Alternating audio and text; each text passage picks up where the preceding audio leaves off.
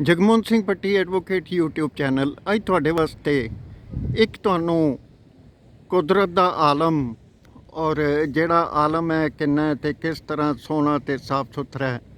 ਨੀਲੇ ਬੱਦਲਾਂ ਦੇ ਵਿੱਚ ਚਿੱਟੇ ਬੱਦਲ ਤੇ ਇਸ ਹਰਿਆਲੀ ਦੇ ਵਿੱਚ ਆਪਣੀ ਸੀਨਰੀ ਦੇ ਵਿੱਚ ਕਰ ਰਹੇ ਨੇ ਇਜ਼ਾਫਾ। ਔਰ ਅਸੀਂ ਖੜੇ ਹਾਂ ਇਸ ਵੇਲੇ Punjab and Haryana high court ਦੇ ਲੌਂਜ ਦੇ ਵਿੱਚ ਔਰ ਇੱਕ ਗੱਲ ਕਰਨ ਆਏ ਹਾਂ। ਉਹ ਗੱਲ ਕਿਹੜੀ ਹੈ ਤੁਸੀਂ ਇਹ ਦੇਖੋ, ਸਾਡੀ ਸਰਕਾਰ ਕੀ ਕਰਦੀ ਹੈ ਤੇ ਕਿਸ ਤਰ੍ਹਾਂ ਤੇ ਕਿਸ ਹਿਸਾਬ ਨਾਲ ਆਪਣੇ ਕੰਮ ਨੂੰ ਅੱਗੇ ਵਧਾਉਂਦੀ ਹੈ ਤੇ ਕਿਸ ਤਰ੍ਹਾਂ ਵੀ ਦੀ ਪੀਪਲ ਆਫ ਇੰਡੀਆ ਨਾਲ ਖਿਲਵਾੜ ਕਰਦੀ ਹੈ। ਇਸ ਦੇ ਉੱਤੇ ਗੱਲ ਕਰਨ ਲੱਗੇ ਹਾਂ ਅਸੀਂ। ਔਰ ਸਾਡੇ ਨਾਲ ਯੰਗ ਐਡਵੋਕੇਟਸ ਨੇ ਜਿਹੜੇ ਨਾਲ ਨੇ, ਉਹਨਾਂ ਨਾਲ ਕਰਦੇ ਹਾਂ ਅਸੀਂ ਗੱਲ। Good afternoon. Good afternoon sir, ਸਤਿ ਸ਼੍ਰੀ ਅਕਾਲ। ਇਹ ਜਿਹੜੀ 11 ਕਨਵਿਕਟਸ ਦੀ ਗੁਜਰਾਤ ਦੇ ਵਿੱਚ ਰਮਿਸ਼ਨ ਹੋਈ ਹੈ ਕੌਂਸਟੀਟਿਊਸ਼ਨ ਦੇ ਅਗੇਂਸਟ, ਔਰ ਸੁਪਰੀਮ ਕੋਰਟ ਨੇ ਕਿਸ ਤਰ੍ਹਾਂ ਦਾ ਫਰਮਾਨ ਫਰਮਾਇਆ ਹੈ। ਔਰ ਜਿਹੜਾ ਇੱਕ ਵਿਕਟਮ ਸੀਗਾ, ਪ੍ਰੈਗਨੈਂਟ ਵਿਮਨ ਸੀਗੀ ਜਿਹਦੇ ਉੱਤੇ ਗੈਂਗ ਰੇਪ ਹੋਇਆ ਸੀ, ਉਹਦੇ ਉੱਤੇ ਕੀ ਗੁਲ ਖਿਲਾਇਆ ਸਾਡੇ ਕੌਂਸਟੀਟਿਊਸ਼ਨ ਨੇ, ਸੁਪਰੀਮ ਕੋਰਟ ਨੇ ਤੇ ਸਿਸਟਮ ਨੇ। ਸਿਸਟਮ ਦੇ ਵਿੱਚ ਤੁਸੀਂ ਸਮਝ ਗਏ ਹੋਵੋਗੇ ਕੌਣ ਕੌਣ ਆਉਂਦੇ ਆ ਔਰ ਕਿਹਦੇ ਕਿਹਦੇ ਇਸ਼ਾਰਿਆਂ ਤੇ ਸਿਸਟਮ ਕਠਪੁਤਲੀਆਂ ਵਾਂਗੂ ਨੱਚਦਾ ਹੈ। ਉਹਦੇ ਉੱਤੇ ਗੱਲ ਕਰਨ ਲਈ ਅੱਜ ਆਪਾਂ ਇੱਥੇ ਇਕੱਠੇ ਹੋਏ ਹਾਂ। ਹਾਂਜੀ doctor Sahib, doctor Kannu, please address something. Sir ਪਹਿਲਾਂ ਤਾਂ ਕਹਿੰਦੇ 75ਵੇਂ ਸਾਡੇ ਆਜ਼ਾਦੀ ਦੇ ਇਸ ਮਹੋਤਸਵ ਤੇ ਸਾਰਿਆਂ ਨੂੰ ਲੱਖ ਲੱਖ ਵਧਾਈ। ਅੰਮ੍ਰਿਤ, ਬਿਲਕੁਲ ਅੰਮ੍ਰਿਤ ਮਹੋਤਸਵ ਤੇ ਲੱਖ ਲੱਖ ਵਧਾਈ ਸਰ। ਇਹ ਤਾਂ ਬਹੁਤ ਮੁਬਾਰਕ ਦਿਨ ਸੀ 15 ਅਗਸਤ, ਜਿਹੜਾ ਅਸੀਂ ਖੂਬ ਚਾਵਾਂ ਨਾਲ ਮਨਾਇਆ। ਤੇ ਇਸ 75ਵੇਂ ਅੰਮ੍ਰਿਤ ਮਹੋਤਸਵ ਤੇ ਸਾਡੇ ਸਾਹਮਣੇ ਇੱਕ ਗੱਲ ਅੱਜ ਆਈ ਹੈ। ਉਹ ਗੱਲ ਇੰਪੋਰਟੈਂਟ ਇਸ ਕਰਕੇ ਹੈ ਕਿ ਜਿੱਦਾਂ ਹਮੇਸ਼ਾ ਤੋਂ ਅਸੀਂ ਨਾਰੀ ਸ਼ਕਤੀ ਬਾਰੇ ਗੱਲ ਕਰਦੇ ਆ ਰਹੇ ਹਾਂ। PM ਨੇ ਆਪਣੇ ਐਡਰੈਸ ਦੇ ਵਿੱਚ ਵੀ, ਜਦੋਂ ਨੇਸ਼ਨ ਨੂੰ ਐਡਰੈਸ ਕੀਤਾ, ਉਹਦੇ ਵਿੱਚ ਵੀ ਵਿਮਨ ਪਾਵਰ ਤੇ how we fight against misogyny in this society, ਉਹਦੇ ਬਾਰੇ ਗੱਲ ਕੀਤੀ ਹੈ। ਲੇਕਿਨ ਕਹਿੰਦੇ ਜਿਹੜਾ ਦੋਗਲਾਪਨ ਇਸ ਗਵਰਨਮੈਂਟ ਨੇ, ਹਿਪੋਕ੍ਰੇਸੀ ਜਿਹੜੀ ਦਿਖਾਈ ਹੈ, ਉਹ ਇਸ ਤਰ੍ਹਾਂ ਦਿਖਾਈ ਹੈ ਕਿ ਸੈਂਟਰਲ ਗਵਰਨਮੈਂਟ ਦੀ ਕੁਝ ਗਾਈਡਲਾਈਨਸ ਆਈਆਂ ਜਿਹਦੇ ਅਕੋਰਡਿੰਗ 75th ਇੰਡੀਪੈਂਡੈਂਸ ਡੇ ਤੇ ਜੇਲ੍ਹ ਤੋਂ ਕੁਝ ਪ੍ਰਿਜ਼ਨਰਸ ਨੂੰ ਰਿਮਿਟ ਕੀਤਾ ਗਿਆ ਜੀ, ਰਿਮਿਸ਼ਨ ਗ੍ਰਾਂਟ ਕੀਤੀ ਗਈ ਹੈ, ਉਹਨਾਂ ਦੀ ਜਿਹੜੀ ਸਜ਼ਾ ਹੈ ਉਹ ਮਾਫ ਕੀਤੀ ਗਈ ਹੈ ਜੀ।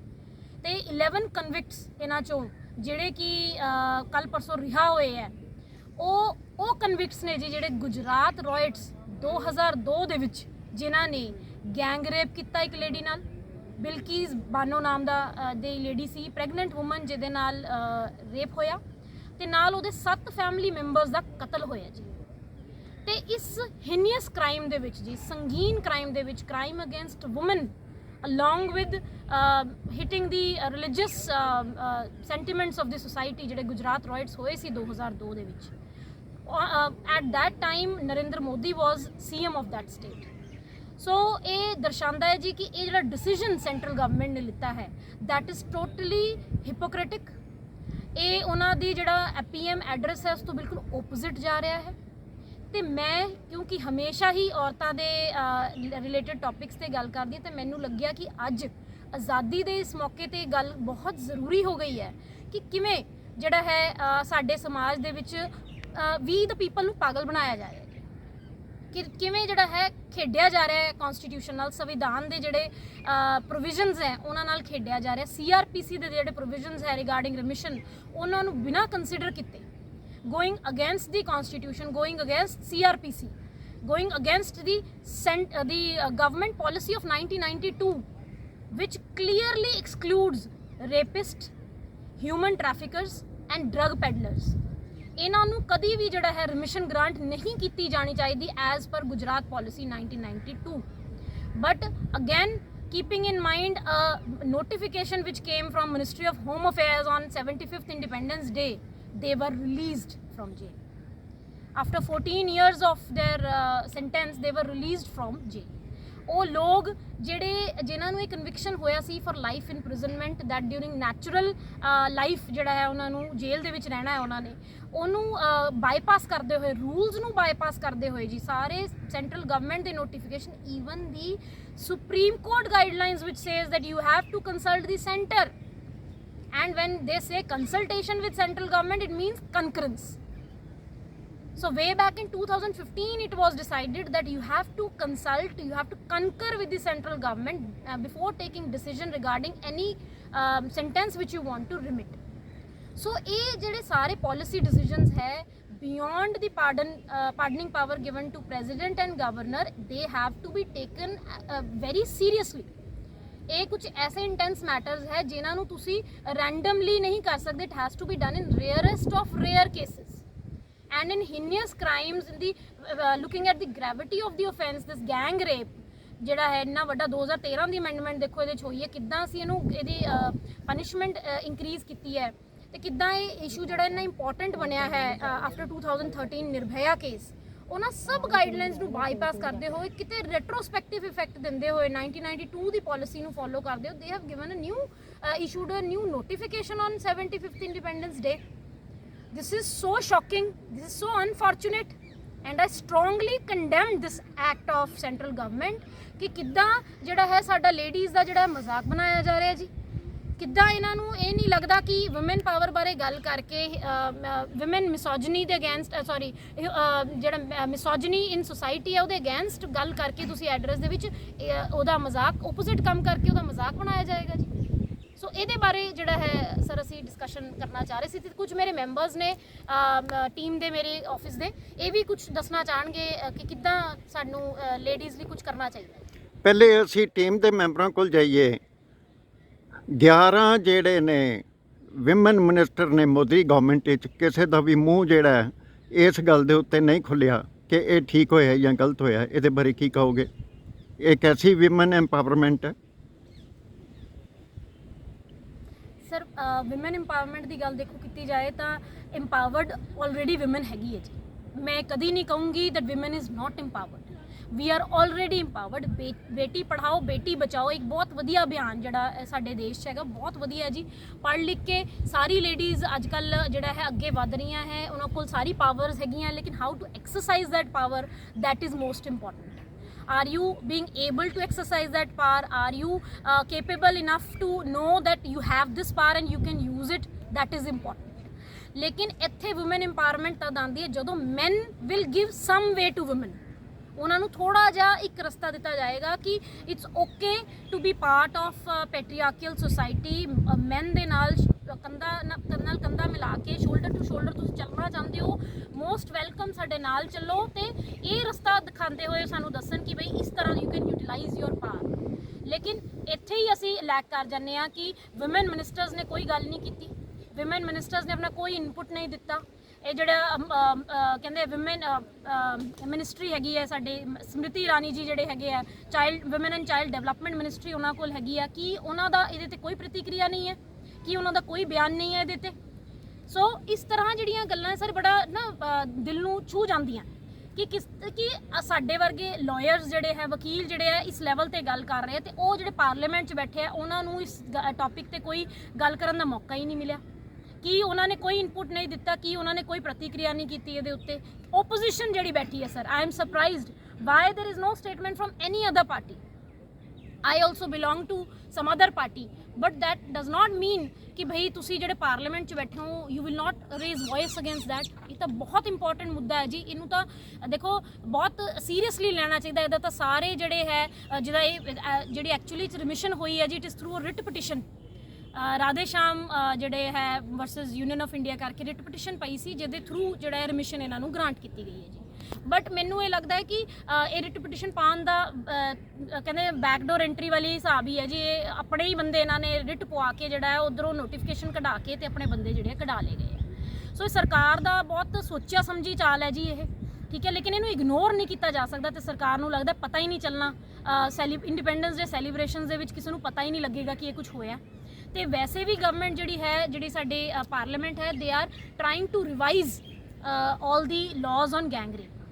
ਇਹ ਸਾਡੇ ਅੱਜ ਹੀ ਜਿਹੜਾ ਹੈ ਸਾਹਮਣੇ ਆਈ ਇਹ ਗੱਲ ਵੀ ਕਿ ਗੈਂਗ ਰੇਪ ਦੇ ਜਿਹੜੇ ਲਾਜ਼ ਹੈ ਸੈਂਟਰਲ ਗਵਰਨਮੈਂਟ ਉਹਨੂੰ ਰਿਵਾਈਜ਼ ਵੀ ਕਰਨਾ ਚਾਹੁੰਦੀ ਹੈ ਟੂ ਬ੍ਰਿੰਗ ਰਿਫਾਰਮ. ਤੇ ਜੇ ਇੱਕ ਵਕੀਲ ਦੀ ਤਰ੍ਹਾਂ ਗੱਲ ਕਰਾਂ, ਇੱਕ ਜੂਰਿਸਟ ਦੀ ਤਰ੍ਹਾਂ ਗੱਲ ਕਰਾਂ ਰਿਗਾਰਡਿੰਗ ਪ੍ਰੋਵੀਜ਼ਨ ਆਫ ਰਿਮਿਸ਼ਨ, ਮੇਰੇ according sir there cannot be remission without reform. If there is no reformation of those prisoners, then we should not remit their sentence. 21 ਅਪ੍ਰੈਲ 2018 ਨੂੰ ਸੈਕਸ਼ਨ 376 ਦੇ ਉੱਤੇ ਕੁਝ ਅਮੈਂਡਮੈਂਟਸ ਆਈਆਂ ਸੀ। ਸੈਕਸ਼ਨ 375 ਰੇਪ ਨੂੰ define ਕਰਦਾ ਹੈ Indian penal code ਦਾ। Section 376 ਜਿਹੜਾ punishment ਨੂੰ ਡਿਫਾਈਨ ਕਰਦਾ। ਇਹ ਕਾਸਮੈਟਿਕ ਚੇਂਜਿਸ ਸੀਗੀਆਂ, ਇਸ ਦਾ ਮਤਲਬ ਇਹ ਹੈ। ਔਰ ਕੌਨਸਟੀਟਿਊਸ਼ਨ ਡਿਸਟਰੋਏ ਹੋਇਆ, ਇਹ ਇੱਕ ਬੜਾ ਸੋਹਣਾ ਇਹਨਾਂ ਨੇ ਕੰਮ ਕੀਤਾ। ਇਸ ਬਾਰੇ ਕੀ ਕਹੋਗੇ? ਸਰ ਜਿੱਦਾਂ ਆਪਾਂ ਕਹਿੰਦੇ ਆ ਜਸਟਿਸ ਵਰਮਾ ਕਮੇਟੀ ਆਈ ਸੀ 2013 ਚ, and immediately after those accepting those recommendation he died. But 2018 ਦੇ ਵਿੱਚ ਅਗੇਨ ਫੋਲੋਇੰਗ ਹਿਸ ਫੁੱਟਸਟੈਪਸ ਇਹ ਨਵੀਂ ਚੇਂਜਿਸ ਦੇ ਵਿੱਚ ਆਉਂਦੀਆਂ ਰਹਿੰਦੀਆਂ। CRPC IPC ਨੂੰ ਅਮੈਂਡ ਕਰਦੇ ਰਹਿੰਦੇ। ਐਸਾ ਨਹੀਂ ਹੈ ਕਿ ਸਾਡੇ ਲਾਅ ਦੇ ਵਿੱਚ ਚੇਂਜਿਸ ਨਹੀਂ ਆਏ, ਬਟ ਉਹਦੀ implementation is equally important. And ਜਿਹੜੇ ਲੋਕਾਂ ਨੇ ਲਾਅ ਚੇਂਜ ਕੀਤਾ ਜੀ 2018 ਚ, ਉਹੀ ਅੱਜ ਉਹਦੀ ਉਲੰਘਣਾ ਕਰ ਰਹੇ ਹੈ। And again, there is no iota of evidence that there was some reformation. If theories of punishment are to be considered, that reform has to be there through such punishments, that the accused of gang rape or the person who is convicted of gang rape should get reformed when he is in jail. ਇੱਦਾਂ ਦਾ ਕੋਈ ਵੀ evidence ਸਾਡੇ ਸਾਹਮਣੇ ਨਹੀਂ ਆਇਆ, ਇੱਦਾਂ ਦੀ ਕੋਈ stock reality ਸਾਡੇ ਸਾਹਮਣੇ ਨਹੀਂ ਆਈ ਜਿਹਦੇ ਕਰਕੇ ਉਹਨਾਂ ਨੂੰ ਮਜਬੂਰ ਹੋਣਾ ਪੈ ਗਿਆ ਕਿ ਰੇਪਿਸਟ ਨੂੰ ਤੁਸੀਂ 11 ਕਨਵਿਕਟਸ ਨੂੰ, sir it is not about 1, 11 convicts, it is not a small thing. ਇਹ ਤਾਂ ਰੈਵੋਲੂਸ਼ਨਰੀ ਮਤਲਬ ਜਿਹੜਾ ਹੈ ਇਹਨਾਂ ਨੇ ਸਟੈਪ ਲਿਆ, ਜਿਹਨੂੰ ਆਈਡਲੀ ਪਾਰਲੀਮੈਂਟ ਲੈਵਲ ਤੇ ਸਰ ਇਹਦੇ ਅਗੇਂਸਟ ਸਾਨੂੰ ਸਟੈਪ ਚੱਕਣਾ ਚਾਹੀਦਾ ਹੈ। ਸਾਡੀ ਬੰਗਾਲ ਦੀ ਮੁੱਖ ਮੰਤਰੀ ਮਮਤਾ ਦੀਦੀ, ਉਹਨੇ ਵੀ ਕੋਈ ਬਿਆਨ ਇਹਦੇ ਤੇ ਜਾਰੀ ਕੀਤਾ ਜਾਂ ਨਹੀਂ ਕੀਤਾ? ਤੁਹਾਡੀ ਨਿਗਾਹ 'ਚ ਆਇਆ ਜਾਂ ਨਹੀਂ ਆਇਆ? ਮੇਰੇ ਨਿਗਾਹ 'ਚ ਸਰ ਇਹੋ ਜਿਹਾ ਕੋਈ ਬਿਆਨ ਨਹੀਂ ਆਇਆ। If anybody is aware please. ਇੱਕ ਸਾਡੀ ਅੰਜਨਾ ਦੀਦੀ ਹੈ, ਅੰਜਨਾ ਓਮ ਕੇਸ਼ਪ, ਯੈਸ, ਉਹ ਬੜਾ ਹੱਲਾ ਬੋਲ ਕਰਦੀ ਹੈ। ਉਹਦਾ ਵੀ ਹੱਲਾ ਬੋਲ ਮੇਰਾ ਖਿਆਲ ਅੱਜ ਗਵਾਚ ਗਿਆ ਲੱਗਦਾ ਹੈ ਇਸੇ ਕਨਫਿਊਜ਼ਨ ਦੇ ਵਿੱਚ ਜਾਂ ਬੈਫਲ ਸਟੇਟ ਆਫ ਅਫੇਅਰ ਦੇ ਵਿੱਚ। ਇਹਦੇ ਬਾਰੇ ਕੁਝ ਕਹੋਗੇ? ਇਹ ਬਣਦਾ ਸੀ ਜਾਂ ਨਹੀਂ ਬਣਦਾ ਸੀ? ਸਰ ਇਹ 100% ਬਣਦਾ ਸੀ, ਲੇਕਿਨ ਮੈਂ ਵੀ ਹੈਰਾਨ ਹਾਂ ਬਿਕੋਜ਼ ਮੈਨੂੰ ਇਹ ਲੱਗਦਾ ਕਿ ਇਹ ਗੱਲਾਂ ਮੈਂ ਅੱਜ ਤੱਕ ਬੋਲੀਆਂ ਨਹੀਂ ਹੈ, ਕਿਉਂਕਿ ਮੈਂ ਇੱਕ ਆਮ ਜੀ ਵਕੀਲ ਹਾਂ ਸਰ। ਤੇ ਮੈਨੂੰ ਲੱਗਦਾ ਕਿ ਮੈਂ ਅੱਜ ਤੱਕ ਇਹ ਇੰਨੀ ਵੱਡੀ ਸਟੇਟਮੈਂਟ ਕਦੀ ਔਨ ਕੈਮਰਾ ਨਹੀਂ ਦਿੱਤੀ, ਪਰ ਅੱਜ ਮੈਂ ਦੇਣਾ ਚਾਹੂੰਗੀ ਕਿ ਸਭ ਵਿਕਾਊ ਮੀਡੀਆ ਹੈ ਜੀ। ਇਹ ਸਾਰਾ ਮੀਡੀਆ ਜਿਹੜਾ ਹੈ ਮੋਦੀ ਗਵਰਨਮੈਂਟ ਦਾ ਸਪਾਂਸਰਡ ਹੈ। ਸੋ ਇਸੇ ਕਰਕੇ ਤਾਂ ਹੀ ਗੋਦੀ ਮੀਡੀਆ ਨੂੰ ਕਹਿੰਦੇ ਆ। ਲੇਕਿਨ ਇਸੇ ਕਰਕੇ ਜਿਹੜਾ ਹੈ ਸਾਡਾ ਜਿਹੜਾ ਇਹ ਕਨਸਟੀਟਿਊਸ਼ਨਲ ਸਟਰਕਚਰ ਇੱਕ ਫੇਕ ਸਟਰਕਚਰ ਲੱਗਦਾ ਹੈ ਜੀ। ਜਿਹੜਾ basic structure of the constitution ਹੈ, ਜਿਹਦੇ 'ਚ ਅਸੀਂ ਕਹਿੰਦੇ ਆ ਕਿ ਰੈਫਰਮੇਟਰੀ ਪਨਿਸ਼ਮੈਂਟਸ ਹੁੰਦੀਆਂ ਹੈ, ਇਕੁਆਲਿਟੀ ਹੈ ਨਾ। ਤੋ ਇੰਨੇ ਸਾਰੇ ਜਿਹੜਾ ਉਹਨਾਂ ਨੇ ਬੇਸਿਕ ਸਟਰਕਚਰ 1973 'ਚ ਦਿੱਤਾ ਸਰ ਕੇਸ਼ਵਾਨੰਦਾ ਭਾਰਤੀ ਦੇ ਰੂਲ ਆਫ ਲਾਅ, ਜਿਹਨੂੰ ਆਪਾਂ ਕਹਿੰਦੇ ਆ ਲਾਅ ਦੀ ਉਲੰਘਣਾ ਕਰਕੇ ਇਹਨਾਂ ਨੇ ਇੰਨਾ ਵੱਡਾ ਨੋਟੀਫਿਕੇਸ਼ਨ ਅੱਜ ਕੱਢਿਆ। ਤਾਂ ਇਸ ਤਰ੍ਹਾਂ ਦੀਆਂ ਚੀਜ਼ਾਂ ਸਰ ਬੇਕਾਰ ਲੱਗਦੀਆਂ ਜੀ, ਬਿਲਕੁਲ ਬੇਬੁਨਿਆਦ ਲੱਗਦੀਆਂ ਜੀ। ਸਾਨੂੰ ਇੱਦਾਂ ਲੱਗਦਾ ਕਿ ਸੁਸਾਇਟੀ ਦੇ ਵਿੱਚ ਇੱਕ ਔਰਤ ਹੋ ਕੇ ਰਹਿਣਾ ਹੀ ਆਪਣੇ ਆਪ 'ਚ ਮਜ਼ਾਕ ਬਣ ਗਿਆ ਜੀ। ਜਿਹੜਾ 2015 ਵਿੱਚ ਮੋਦੀ ਜੀ ਨੇ ਬੇਟੀ ਪੜ੍ਹਾਓ ਬੇਟੀ ਬਚਾਓ ਅੰਦੋਲਨ ਹਰਿਆਣਾ ਤੋਂ ਸ਼ੁਰੂ ਕੀਤਾ ਸੀ, ਉਹਦੇ ਬਾਰੇ ਵੀ 2015 ਤੋਂ ਬਾਅਦ ਇਮੀਡੀਏਟਲੀ ਮੂਰਥਲ ਗੈਂਗ ਰੇਪ ਹੋਇਆ ਸੀ। ਤੁਹਾਡੇ ਧਿਆਨ ਵਿੱਚ ਹੋਵੇ ਜਾਂ ਨਾ ਹੋਵੇ, ਅੱਜ ਤੱਕ ਉਹਦਾ ਸਾਡੀ ਮਾਨਯੋਗ ਹਾਈ ਕੋਰਟ ਦੇ ਵਿੱਚ ਨਿਪਟਾਰਾ ਨਹੀਂ ਹੋਇਆ ਔਰ ਤਰੀਕ ਦਰ ਤਰੀਕ ਚੱਲਦੀ ਜਾ ਰਹੀ ਹੈ। ਔਰ ਉਹਦੀ ਜਿਹੜੀ ਇਨਵੈਸਟੀਗੇਟਿੰਗ ਆਫੀਸਰ ਸੀ ਉਹ ਵੀ ਇੱਕ ਬੀਬਾ ਸੀ ਜਿਹੜੀ DIG ਰੈਂਕ ਦੀ ਸੀ, ਉਹਨੇ ਵੀ ਕੁਝ ਨਹੀਂ ਕੀਤਾ। ਇਹ ਸਿਸਟਮ ਦਾ ਸ਼ਿਕਾਰ ਨੇ ਜਾਂ ਸ਼ਿਕਾਰ ਸਿਸਟਮ ਨੇ ਇਹਨਾਂ ਦਾ ਕਰ ਲਿਆ? ਸਰ ਇਹ ਦੇਖੋ ਵੇ ਬੈਕ ਇਨ 1983 ਤੇ ਮੈਂ ਚਾਹੂੰਗੀ ਇੱਥੋਂ ਕਿ ਇਹ ਜਿਹੜਾ ਰੇਪ ਲਾਅ ਹੈ ਸਰ 1983 ਤੋਂ ਬਣਿਆ ਸੀ, ਜਦੋਂ ਲੇਡੀ ਦਾ ਇੱਕ ਰੇਪ ਹੋਇਆ ਸੀਗਾ ਪੁਲਿਸ ਸਟੇਸ਼ਨ 'ਚ। ਉੱਥੋਂ ਸਰ ਇਹ ਲਾਅ ਸਾਰਾ 1983-86 ਦੇ ਵਿੱਚ ਅਮੈਂਡ ਹੁੰਦਾ ਹੋਇਆ ਸਰ ਇਹ ਨਿਰਭਇਆ ਕੇਸ ਤੱਕ ਆ ਕੇ ਜਿਹੜਾ ਹੈ 2013 ਦੇ ਵਿੱਚ ਅਮੈਂਡ ਹੋਇਆ। ਤੇ ਜਿਹੜੀ ਆਹ ਸਰ ਲਾਅਜ਼ ਬਣਦੇ ਹੈ, ਜਿਹੜੇ ਇਨਸੀਡੈਂਟਸ ਹੁੰਦੇ ਹੈ, ਥੋੜ੍ਹੀ ਦੇਰ ਲਈ ਇਹਨਾਂ ਬਾਰੇ ਗੱਲ ਜ਼ਰੂਰ ਹੁੰਦੀ ਹੈ ਜੀ। ਤੇ ਉਸ ਤੋਂ ਬਾਅਦ ਜਿੱਦਾਂ ਤੁਸੀਂ ਕਹਿ ਰਹੇ ਮੂਰਥਲ ਗੈਂਗ ਰੇਪ ਹੋਇਆ, immediately after that development in the country, ਫਿਰ ਵੀ ਸਰ ਇਹ ਸਾਰੀ ਗੈਂਗ ਰੇਪਸ ਰਿਪੀਟ ਹੋ ਰਹੇ ਆ। ਚਾਹੇ ਉਹ ਤੁਸੀਂ ਨਿਰਭਇਆ ਕੇਸ ਦੇਖ ਲਓ, ਕਿੰਨੀ ਕੈਂਡਲ ਮਾਰਚ ਹੋਈ, ਕੁਝ ਹੋਇਆ, ਸੈਲੀਬ੍ਰਿਟੀਜ਼ ਦੇ ਨਾਲ ਇੰਨਾ ਕੁਝ ਹੁੰਦਾ ਸਰ ਡੇਲੀ। ਸੋ ਇੱਦਾਂ ਨਹੀਂ ਹੈ ਕਿ ਆਮ ਲੋਕ ਹੀ ਸਫਰ ਕਰ ਰਹੇ ਆ, ਇਵਨ ਸੈਲੀਬ੍ਰਿਟੀਜ਼ ਆਰ ਫੇਸਿੰਗ ਆਲ ਦਿਸ। ਸੋ ਲਾਅ ਜਿਹੜਾ ਹੈ ਆਲਦੋ ਇਕੁਅਲ ਲੈਵਲ ਤੇ ਕੰਮ ਕਰ ਰਿਹਾ ਕਿ ਬਈ ਸੈਲੀਬ੍ਰਿਟੀਜ਼ ਨੂੰ ਵੀ ਫੇਸ ਕਰਨਾ ਪੈ ਰਿਹਾ, ਆਮ ਕਾਮਨ ਪੀਪਲ ਨੂੰ ਵੀ ਉਹ ਫੇਸ ਕਰਨਾ ਪੈ ਰਿਹਾ। ਲੇਕਿਨ ਸਰ ਇਹਦਾ ਸੋਲੂਸ਼ਨ ਇਹ ਨਹੀਂ ਹੈ ਕਿ ਜੇ ਅਸੀਂ ਇੱਕ ਪ੍ਰੋਗਰਾਮ ਕੱਢਤਾ ਬੇਟੀ ਬਚਾਓ ਬੇਟੀ ਪੜ੍ਹਾਓ, ਐਜੂਕੇਸ਼ਨ ਤਾਂ ਤੁਸੀਂ ਦੇਤੀ। ਉਸ ਦਿਨ ਅਸੀਂ ਮਨਪ੍ਰੀਤ ਕੌਰ ਦੇ ਕੇਸ ਵੀ ਇਹੀ ਗੱਲ ਕੀਤੀ ਸੀ, ਪੜ੍ਹੀ ਲਿਖੀ ਲੇਡੀ ਸੀ, 2 ਡਾਟਰਸ ਸੀਗੀਆਂ ਉਹਦੀਆਂ, ਕਿ ਉਹਦੇ 'ਚ ਇੰਨੀ ਰੀਜ਼ਨੇਬਲ ਪਾਵਰ ਨਹੀਂ ਸੀ as a human being to take a decision ਕਿ ਬਈ ਮੈਂ ਇੱਕ ਪ੍ਰੂਡੈਂਟ ਡਿਸੀਜਨ ਕਿ ਬਈ ਮੈਨੂੰ ਸੁਸਾਈਡ ਨਹੀਂ ਕਰਨਾ ਚਾਹੀਦਾ। ਨਹੀਂ ਐਦਾਂ ਦੀ ਕੋਈ ਗੱਲ ਨਹੀਂ education has no role to play in enforcement of law machinery so ਅਗਰ ਬੇਟੀ ਐਜੂਕੇਟਿਡ ਵੀ ਹੈ ਅਵੇਅਰ ਵੀ ਹੈ ਲੇਕਿਨ ਅਗਰ ਲਾਅ ਇਨਫੋਰਸਮੈਂਟ ਮਸ਼ੀਨਰੀ ਉਹਦੇ ਨਾਲ ਨਹੀਂ ਖੜ ਰਹੀ ਸਰਕਾਰ ਐਦਾਂ ਦੀਆਂ ਪਾਲਿਸੀਆਂ ਕੱਢੇਗੀ ਸਰ ਤਾਂ ਕਿੱਦਾਂ ਇਹ ਅੰਦੋਲਨ ਜਿਹੜਾ ਹੈ ਬੇਟੀ ਬਚਾਓ ਬੇਟੀ ਪੜਾਓ ਅੱਗੇ ਵਧੇਗਾ To be continued in part 2.